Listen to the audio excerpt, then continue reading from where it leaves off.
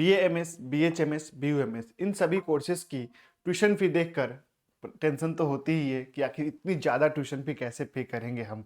लेकिन एक मन में ये भी सवाल आता है कि क्या कोई स्कॉलरशिप स्कीम है हमारे लिए। आयुष कोर्सेज में जितनी भी आती हैं BAMS, BHMS, BUMS, BNYS और BSMS, इन सभी कोर्सेज में जिन स्टूडेंट्स ने एडमिशन लिया है, क्या आप सभी के लिए कोई स्कॉलरशिप स्कीम है? अगर मिलेगा तो कितने प्रकार की स्कॉलरशिप होते हैं, किसमें आप एलिजिबल हैं, क्या क्या डॉक्यूमेंट्स की रिक्वायरमेंट है, इन सभी चीजों के बारे में आज हम लोग डिस्कस करेंगे। नमस्कार दोस्तों, मेरा नाम है डॉक्टर विनय प्रसाद और आप देख रहे हैं द आयुर्वेदा। मैं पिछले 5 सालों से आप सभी को आयुष कोर्स की career planning, cut off, colleges, fees, scholarship सभी चीजों के बारे में बताता आया हूं। आज भी हम लोग बात करेंगे बहुत ही इंपॉर्टेंट टॉपिक के बारे में। आयुष के अंदर जितनी भी स्कॉलरशिप स्कीम है आप सभी के लिए, सभी के बारे में बात करेंगे और ये भी जानेंगे कि कौन कौन कैटेगरी के स्टूडेंट्स और क्या क्या डॉक्यूमेंट्स लगेंगे, सारी एलिजिबिलिटी सब कुछ जानेंगे। ठीक है, तो वीडियो पर लास्ट तक बने रहे ताकि किसी प्रकार की कोई अपडेट आपसे मिस ना हो, और साथ ही साथ चैनल को सब्सक्राइब भी कर ले ताकि आप चाहे किसी भी कोर्स में आयुष के आने वाली सभी प्रकार की अपडेट्स आपको मिलती रहेगी। चलिए शुरू करते हैं। सबसे पहली चीज कि हमारे पास जो कॉल्स आते हैं ना बच्चों के और क्वायरीज आते हैं, उसमें सबसे ज्यादा यही पूछा जाता है कि मैंने सर आयुष कोर्सेज में एडमिशन लिया है, तो क्या मैं किसी स्कॉलरशिप के लिए एलिजिबल हूं। मैं आप सबको बता दूं कि आयुष में जितनी भी कोर्स आती है ना, BAMS, BHMS, BUMS, BNYS, BSMS, ये सभी कोर्सेज एक रिकॉग्नाइज्ड मेडिकल कोर्स है, बहुत बड़े लेवल की कोर्सेस है, कोई छोटी कोर्स है नहीं। देन डेफिनेटली आपके पास बहुत सारे स्कॉलरशिप स्कीम होते हैं। ठीक है, आप बिल्कुल एलिजिबल होते हो स्कॉलरशिप के लिए। Yes, AYUSH courses recognised professional medical degree है, देन आप बिल्कुल एलिजिबल हो और आपको स्कॉलरशिप यहाँ पे मिल पाएगा। आज की इस वीडियो में हम कौन कौन सी टॉपिक कवर करेंगे देख लेते हैं।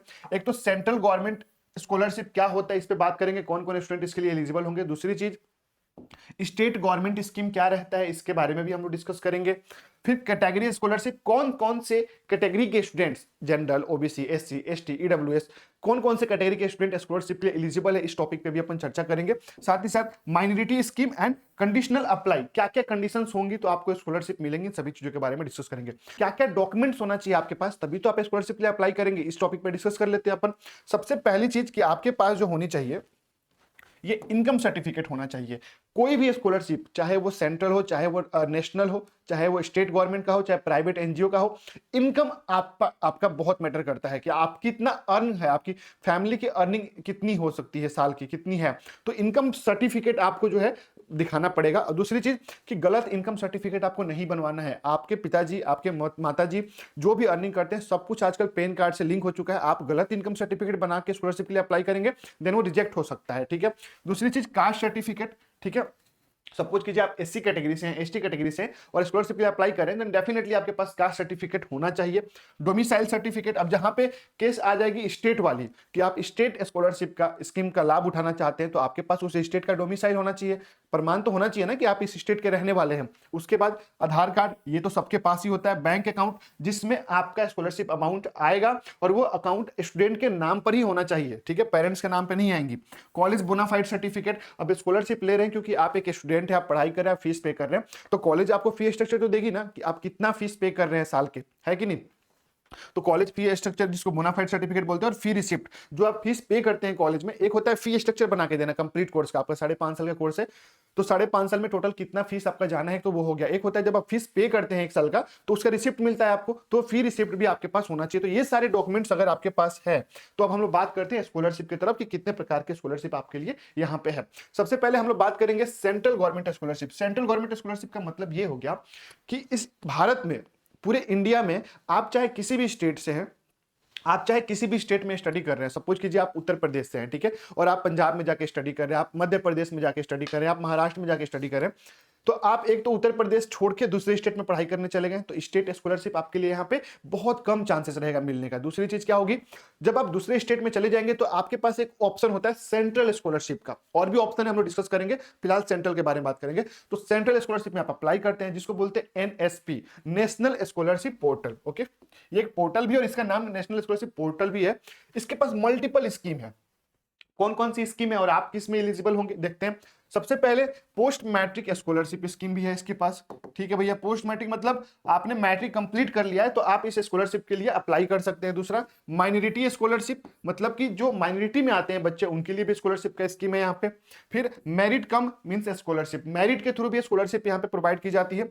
सेंट्रल सेक्टर स्कीम, जिसमें कंडीशन होती है, क्या कंडीशन होती है सेंट्रल में, आपका इनकम सर्टिफिकेट जो गवर्नमेंट द्वारा निर्धारित किया गया, 2.5 लाख 2.5 लाख से ज्यादा अगर आपका इनकम है तो आप स्कॉलरशिप के लिए एलिजिबल नहीं होते हो। ठीक है, कैटेगरी सर्टिफिकेट होना चाहिए और कॉलेज रिकॉग्नाइज होना चाहिए। आप जिस भी कॉलेज से स्टडी कर रहे हो वो कॉलेज डेफिनेटली गवर्नमेंट के अप्रूवल होनी चाहिए, जो आयुष मिनिस्ट्री है वहां से उसके पास अप्रूवल होनी चाहिए, एनसीआईएसएम से रिकॉग्नाइज होना चाहिए, तभी आपकी जो है वो स्कॉलरशिप क्लियर हो पाएगी। ठीक है, अब हम लोग बात करते हैं इसमें कि मल्टीपल स्कीम में तो हमने देख लिया क्या क्या ऑप्शन है। अब यहाँ पे देखते हैं कि इसी के अंदर एक दूसरा स्कॉलरशिप आता है, central sector scheme of scholarship. अब इसमें क्या होता है, ये मेरिट बेस्ड होता है, यानी कि 12th में अगर आपके बहुत अच्छे परसेंटेज आए हैं और आपने नीट का एग्जाम दिया और काउंसलिंग के थ्रू आपका एडमिशन हो गया, तो इस स्कॉलरशिप में भी आप अप्लाई कर सकते हैं। Central sector scheme of scholarship में आप अप्लाई कर सकते हैं। ये सभी बच्चों के लिए है। अगर आपने सिंपल एडमिशन ले लिया है, आपकी स्टडी चल रही है, आप चाहे कितना भी परसेंटेज हो 12th में, आप पोस्ट मैट्रिक स्कॉलरशिप का लाभ उठा सकते हैं। ये बेस्ट होता है आयुष के स्टूडेंट के लिए।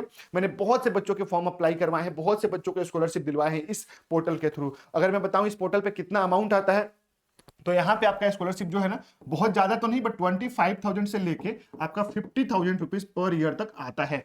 ठीक है, अब हम लोग स्टेट के बारे में भी बात करने वाले हैं यहाँ पे। ठीक है, कौन सी स्टेट में क्या स्कॉलरशिप होता है, फिलहाल हम लोग देख लेते हैं। सेंट्रल के अंदर ही एक तीसरा स्कॉलरशिप स्कीम भी है जिसको बोलते हैं ministry of minority affair scholarship. अब ये क्या होता है भैया, ये स्पेशली जो है ना रिलीजियस होता है। जैसे कि कोई मुस्लिम स्टूडेंट्स हैं, ठीक है, अगर आप सिख हैं, क्रिश्चियन है, बुद्धिस्ट है, जैन है, पारसी हैं, तो आपको इस स्कॉलरशिप में मौका मिल सकता है अप्लाई करने को और आपको एक अच्छी स्कॉलरशिप यहां से प्रोवाइड की जा सकती है। क्या नाम है इसका, ministry of minority affair scholarship. इस बात का ध्यान रखें।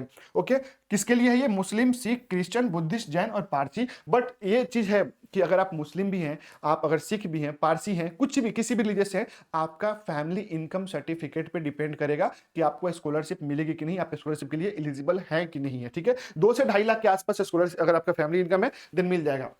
अब कुछ स्टेट गवर्नमेंट स्कॉलरशिप होता है, जैसे कि मान लीजिए आप उत्तर प्रदेश के रहने वाले, आप बिहार के रहने वाले, आप मध्य प्रदेश के रहने वाले हैं, तो आपका स्टेट आपको भी स्कॉलरशिप देता है। ठीक है, आपको सेंट्रल में जाने की जरूरत नहीं है, आप स्टेट स्कॉलरशिप भी ले सकते हैं और वहां पे स्कॉलरशिप अमाउंट बहुत अच्छा होता है।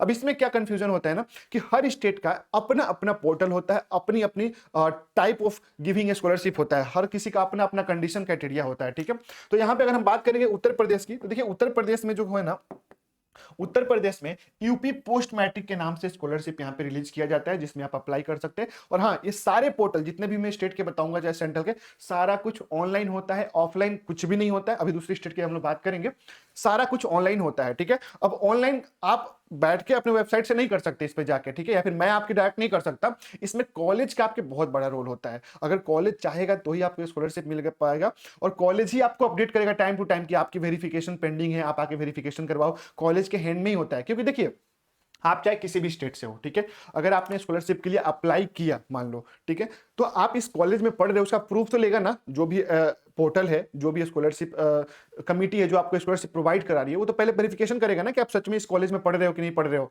आप फीस पे कर रहे हो कि नहीं कर रहे हो। तो वहां से क्या होता है, वेरिफिकेशन आता है आपके कॉलेज में। और कई जगहों पे मैंने बच्चों की शिकायतें यही सुनी है कि सर कॉलेज से ही वेरिफिकेशन हमारा कंप्लीट नहीं होता है। कई जगहों पे काउंसलिंग में लोचा हो जाता है, आपके एडमिशन में आपका रिकॉर्ड नहीं रहता। कई जगहों पे होता है कि कॉलेज रिकॉग्नाइज नहीं होती है, कभी परमिशन आती है कभी नहीं आती है, तो इस वजह से भी उसको जो काउंसलिंग कमेटी है उतना सीरियस नहीं लेती उस कॉलेज को। और क्या होता है, वहां पे स्कॉलरशिप के लिए एलिजिबिलिटी खत्म हो जाती है उस कॉलेज में। तो आप अपने कॉलेज में भी जरूर पता करें। उसके बाद हम बात करेंगे दूसरी स्टेट की, तो महाराष्ट्र में महा डीबीटी स्कॉलरशिप के नाम से चलता है। राजस्थान की बात करें तो राज पोस्ट मैट्रिक के नाम पे आप अप्लाई कर सकते हैं, अगर आप राजस्थान से हैं और राजस्थान में स्टडी कर रहे हैं तो। बिहार में बिहार स्कॉलरशिप पोर्टल के नाम से है। फिर उसके बाद मध्य प्रदेश की बात करें तो पोस्ट मैट्रिक स्कॉलरशिप और मेधावी छात्र योजना। ये मध्य प्रदेश में 2 प्रकार की स्कॉलरशिप है। लेकिन आयुष में क्या दिक्कत है, मध्य प्रदेश में मैंने देखा है अप्लाई करके बहुत से बच्चों का जो मध्य प्रदेश में स्टडी कर रहे हैं, मेधावी छात्र योजना जो है ना, ये आयुष के बच्चों को नहीं मिल पा रहा है स्कॉलरशिप अभी तक मैंने जहां देखा है। अगर आप मध्य प्रदेश के किसी कॉलेज में हैं और आप वहां के रहने वाले हैं, डोमिसाइल है, तो अपने कॉलेज से कंसल्ट जरूर करें, ठीक है। और आप किस स्टेट से बिलोंग करते हैं तो ये भी कमेंट्स में बताएं, ताकि उस स्टेट पे मैं प्रॉपर तरीके से बता पाऊं कि कौन सी डेट पे पोर्टल ओपन होंगी, कितनी आपको जो है स्कॉलरशिप मिलेंगी, इन सभी चीजों के बारे में। अब आपको एक गलती नहीं करना है यहाँ पे, कॉमन मिस्टेक जो हर स्टूडेंट करता है स्कॉलरशिप के लिए, वो क्या होता है भैया, वो होता है आपका लास्ट डेट मिस कर देते हैं बच्चे। मैंने बहुत बार देखा है कि सर स्कॉलरशिप कब मिलेगा, तो लास्ट डेट तो अभी था, वो तो खत्म हो गया। तो लास्ट डेट आपसे मिस ना हो स्कॉलरशिप का, उसके लिए क्या करना होगा आपको, चैनल को सब्सक्राइब करके रखिएगा, ताकि जब भी स्कॉलरशिप का पोर्टल ओपन होगा, चाहे वो स्टेट हो, सेंट्रल हो, कुछ भी हो, मैं हमेशा आपको बताता रहूंगा। दूसरी चीज क्या होनी चाहिए, गलत इनकम सर्टिफिकेट अपलोड नहीं करना है आपको। यहाँ पे याद रखें, रॉन्ग इनकम सर्टिफिकेट लोग बनाते हैं, अपनी इनकम को कम दिखा देते हैं, और वो बाद में वेरिफिकेशन होता है तो सब कुछ क्लियर हो जाता है आपका, ठीक है। उसके बाद बैंक अकाउंट मिसमैच, फिर कॉलेज वेरिफिकेशन पेंडिंग छोड़ देते हैं। यही मैं आपको बता रहा हूं, कॉलेज वेरिफिकेशन की वजह से 50% स्टूडेंट का स्कॉलरशिप नहीं आ पाता है। अब कुछ प्राइवेट एंड एनजीओ स्कॉलरशिप भी है, जिसके बारे में बस मैं शॉर्ट में आपको बता देता हूं कि देखिए, एक तो टाटा ट्रस्ट है, इसके लिए भी अप्लाई कर सकते हैं, Sitaram Jindal Foundation, LIC golden jubilees और अदर रिलीजियन ट्रस्ट। अब ये जो ट्रस्ट है ना, इसमें बहुत कम लोग, बहुत रेयर बच्चों को जिसकी फैमिली या कुछ ना कोई जुड़ा हुआ है इन सभी ट्रस्ट के साथ, तभी आपको स्कॉलरशिप मिल पाता है। और रिलीजियस तो खैर आप जिस रिलीजन से हैं आप वहां पे पता कर सकते हैं, अपने जो भी उसका कम्युनिटी होता है जहां पे इसके ऑफिस वगैरह होंगे, ऑनलाइन पोर्टल पर जाके अप्लाई कर सकते हैं, आप चेक कर सकते हैं अपनी एलिजिबिलिटी। अब आप किसी स्टेट के बारे में अगर जानना चाहते हैं कि कौन सी स्टेट से आप हैं और उसकी स्कॉलरशिप की क्या स्कीम रहती है, कितना अमाउंट आता है, कौन से समय में अप्लाई होता है, क्या लास्ट डेट है, और क्या क्या डॉक्यूमेंट्स उस स्टेट के लिए प्रॉपर चाहिए, तो आप कमेंट्स में बताइए आप किस स्टेट से और किस स्टेट की स्कॉलरशिप की जानकारी चाहते हैं। डेफिनेटली मैं आप सबके लिए वीडियो लेकर आऊंगा। और दोस्तों, स्कॉलरशिप को सीरियस लो, ये बहुत ही ज्यादा इंपॉर्टेंट चीज है, बहुत ही ज्यादा इंपॉर्टेंट चीज है। आपका कुछ तो फाइनेंशियल लोड कम होगा, जो इतना बड़ा अमाउंट आप फीस पे कर रहे हो कॉलेज में, 2 लाख, 2.5 लाख, 3 लाख, कहीं कहीं बच्चे 4 लाख भी दे रहे हैं। अगर आपको 50,000 भी आता है, एटलीस्ट आपका पॉकेट बनी, आपके बुक्स मटेरियल्स, आपका जो है हॉस्टल का खर्चा तो जरूर निकल जाएगा इस चीज से, ठीक है। होप कि वीडियो पसंद आया। अगर वीडियो पसंद आया दोस्तों, तो क्या करना आपको पता है, लाइक करो, चैनल को सब्सक्राइब करो, और अपने दोस्तों को भी शेयर करो जिसको स्कॉलरशिप की रिक्वायरमेंट है। जय हिंद, जय आयुर्वेदा, धन्यवाद दोस्तों।